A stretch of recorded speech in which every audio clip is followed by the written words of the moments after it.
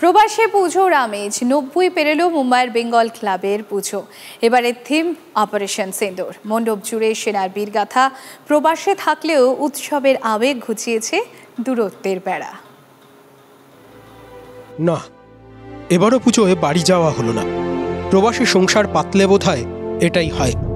অফিসে টানা ছুটি নেই, পুজো শেষ হলেই ছেলেমেয়ের পরীক্ষা, আরও কত কাজ। মন আর মাথার যুদ্ধ চলে এই কদিন। সীমান্ত থেকে খেলার মাঠ হয়ে পুজোর থিমেও শুভ অশুভের যুদ্ধ। ট্রেন্ড অপারেশন সিঁদুর। কলকাতার সঙ্গে এখানেই একাত্ম হয়েছে মুম্বাইয়ের প্রায় শতাব্দী প্রাচীন বেঙ্গল ক্লাব।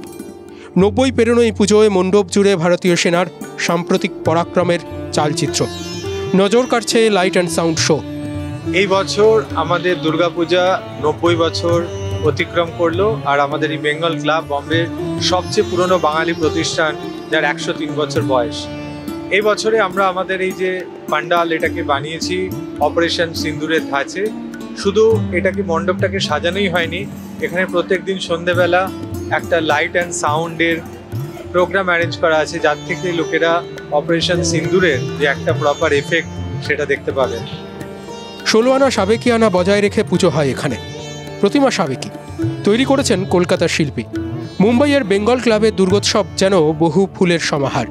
নাতি নাতনিদের হাত ধরে পুজো দেখতে আসেন দাদু দিদিমারা। প্যান্ডেল চত্বরে আড্ডা জমায় জেনজি। পুষ্পাঞ্জলি দেন সবাই মিলে। সাংস্কৃতিক অনুষ্ঠান হয়। ঠাকুরের ভোগ খেতে ভিড় জমান বহু মানুষ। কয়েক হাজার দর্শনার্থী এবং ভক্ত ভোগ খেতে পারেন।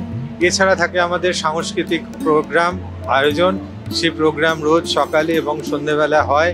তাতে বম্বে কেন, বম্বের বাইরে থেকেও প্রচুর দর্শনার্থী এসে দেখা করে, এখানে দর্শন করে এখানে মায়ের আশীর্বাদ নিয়ে যায়।